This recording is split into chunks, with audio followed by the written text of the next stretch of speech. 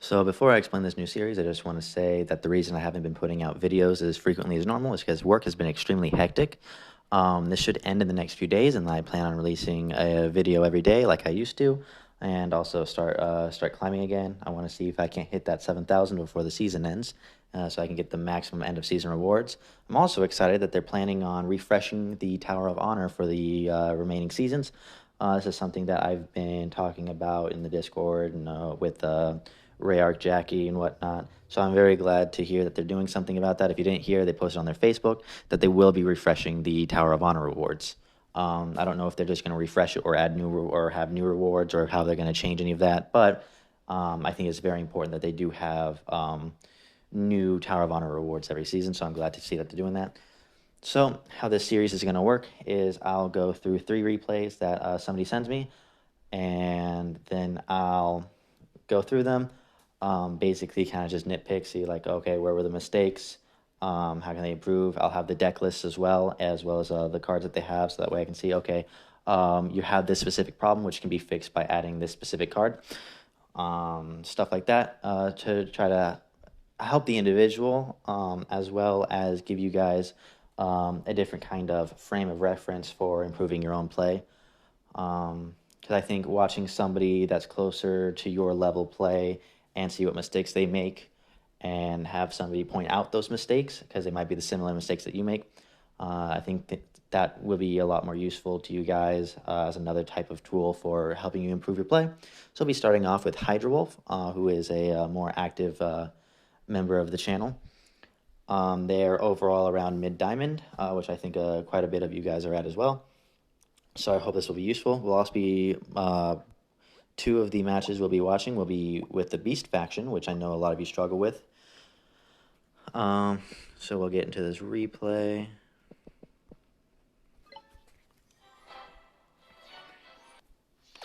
All right, so it's Beast versus Beast. We'll go ahead and get to this 10. I unfortunately can't see what was mulliganed. Okay, so the enemy is starting off with a penguin, with an igloo. All right, and all right, so first off, you're sitting at 10, and you have, let's see.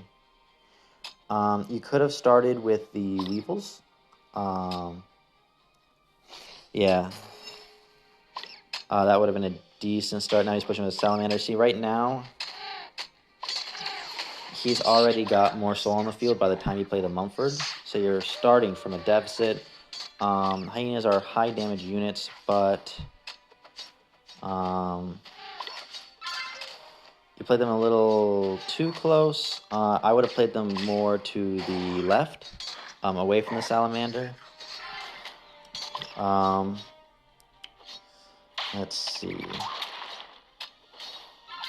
I want to say there might have been an issue with the mulligan because you didn't really have anything that I would use against tanks.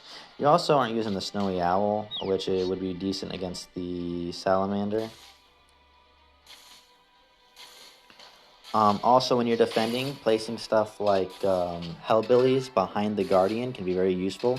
Right here, they don't have enough damage to kill your Guardian. So if you play the Hellbillies behind, you can get some damage off, and you can also start proccing their sense.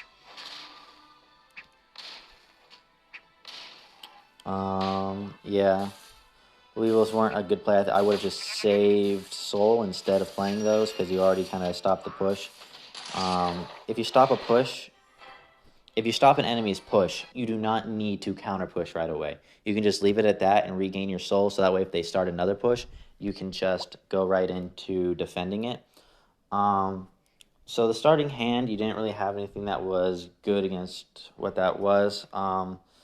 So I would say you might want to add, for the deck that you were using then, you're going to want another War Pig. You're going to want a more, let's see. You're going to want to cut out an Imperial Guard. You don't need 2 of those. You need more AoE units, I would say. So you can use the Dynafrog, or you can use more of the chickens. Those are both good choices and would have helped you in that situation. But you also need something to deal with AoE. You don't have, all of your units are really weak to AoE.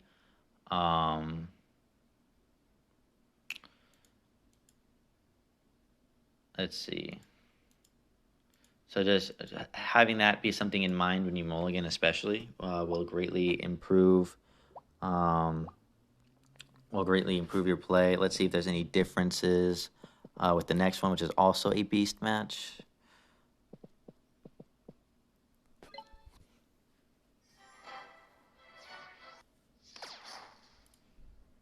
Okay, which is going to be against Alien. All right, let's get to the 10 soul. This hand is okay, I suppose. I would have started with the altar already. The altar is insane value, and it's very hard for Alien, especially at level 3, to capitalize on an altar like they do. Yeah, see, okay, being patient is all well and good, but you don't want to waste soul while doing that. You have a lot of things that can deal with a hot shot, but you kind of waited to deal with it, and now the hot shot has support, and now it's going to be a lot harder to deal with it. Also, altar straight up just kills hot shots of the same level. So if you would have played the altar, the hot shot would have died, especially if they were targeting the tubby first. And not to mention, you also have the poison gecko, and you have the weevils to help out. You had a lot of options to deal with what was being thrown at you. You kind of just waited, and now you can throw units, but they just have so much right now. So this is okay. What's happening? He played Terminites. That's not going to do anything really. Well, it might kill your poison gecko, which is a little unfortunate, but there wasn't really a reason to play those chickens. Your units would have killed all of their units anyways, so that was really just a waste of soul, because it's also not really going to do too much in the counter push. And now, if they do play Swarm, you're down one chicken. I mean, you still do have chickens in hand, but you're down the soul, and you're down one card that could have been useful for you in the future if this drags out to be a long game. Okay, so this is a fairly good outcome.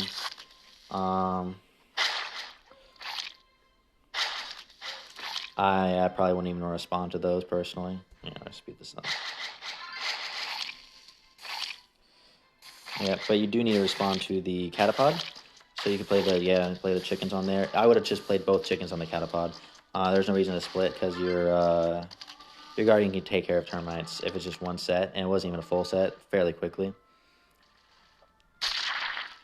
I would just put pigs on the hot shot. Nope, that's not going to do it. It's not going to do enough damage. The slow is okay. You cannot play deep. Well, normally you don't want to play buildings on defense. Normally. That's more of a neutral game type thing, in my opinion. Now would be a great time for Stench, but you kind of wasted it. You could have just played the War Pigs instead of waiting so long to play them. You also never use your Hellbillies. Hellbillies are one of the strongest beast cards. You definitely want to be playing those early. Whenever you have 10 soul is a good time to play them. Nope, you should have played the Hellbillies.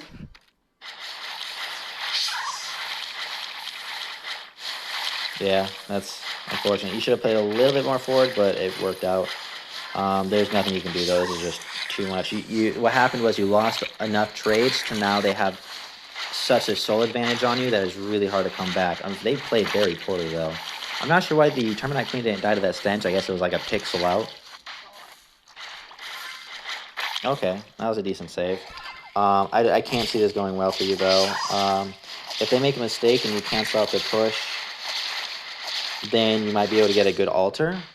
But yeah, no, it's not going to happen with medics on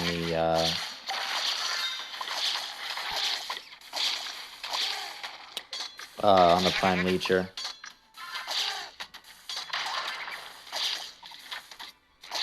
You always want to play your Hellbillies in a place where they can't be attacked. But at this point, it's too late. Yeah, there's just too many lost trades and too many inefficient plays. So I'm definitely noticing a pattern, which is you should be patient, but you shouldn't necessarily be indecisive either. You want to be able to, when I say be patient, I mean don't be necessarily too proactive. Don't play too many things at once. Try to play things that will only give you a calculated advantage. So you wait too long to respond to pushes, and then there's a little bit of decision making that's a little poor, like playing that stench. You only want to play stench when you can guarantee kill a unit or you can get max damage off. If especially if you're running altars, if you get faceless hands down to their guardian, that's a great time for a stench because you're going to get all of the damage from the stench because faceless hands will keep going up and keep stalling them there.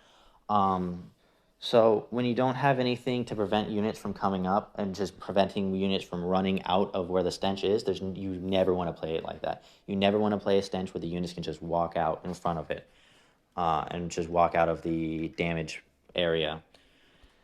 So the next match is with an alien. Let's see if you have the same issues with this faction.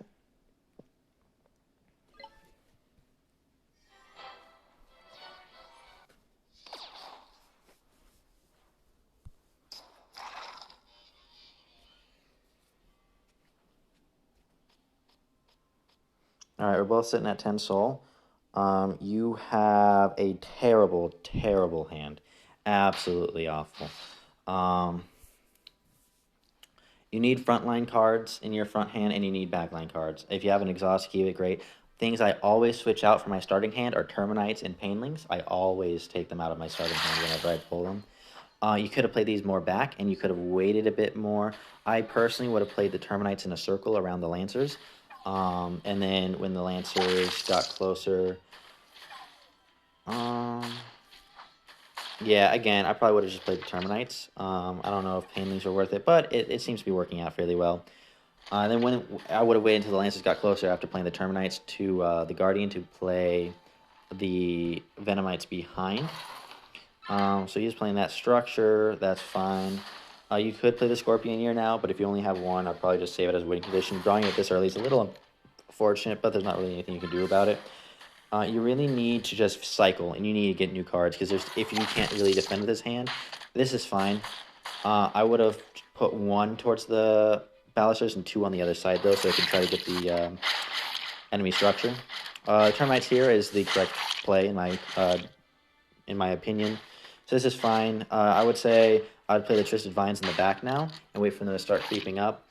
And that way you get more cards that you can deal with. Yeah, that's perfect how that is. At this point, I might just wait a bit and wait for them to push up. Termites, the enemy played a lot of units that will deal damage. Oh no. Yeah, definitely should have waited. You had 6 soul, there's no reason... Or, well, okay, if you had 10 soul, there's no reason to wait more. But because now the enemy has 10 soul, so you can respond to this however they want. However, with what's happening right now, there's no reason not to win the game, in my opinion.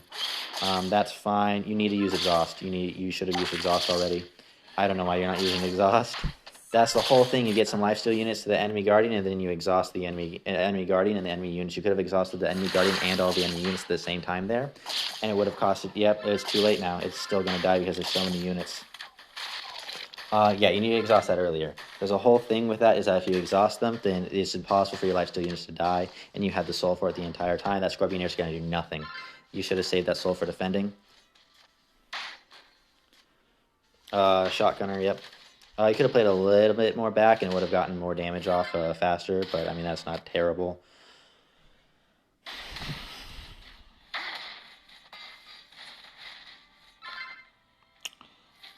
This is looking pretty bad. Oh, well, there's not really too much you can do about that. That's fine, I guess. I probably would have played Terminites on it instead, because it's already locked on, and the Terminites would have killed it faster. Terminites here, I guess, isn't a terrible decision.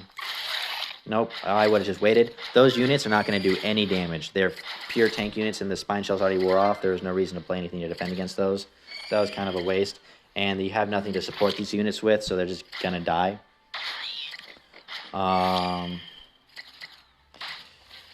that's rough. There wasn't really too much you could do about that one. Oh, he played a Jacob. Okay, nice Tatakatsu. I don't know how many... Let me check how many exhausts you're running. You should be running 3. Which you are. Okay. So you're getting a little bit unlucky with the draws. Again, you're playing a structure to defend. That's not normally a good idea. I try not to.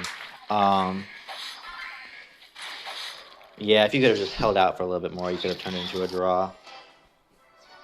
So, yeah, defending against pushes, that's definitely something you struggle with. When you defend against a push, you most definitely... So when you're defending against a push, it's all about getting rid of as many units. So it's about winning a trade. Pushes are always trades. When they're sending a push, they're sending units down. You want to deal with those units as cheaply as possible. And at the beginning, you can use your Guardian's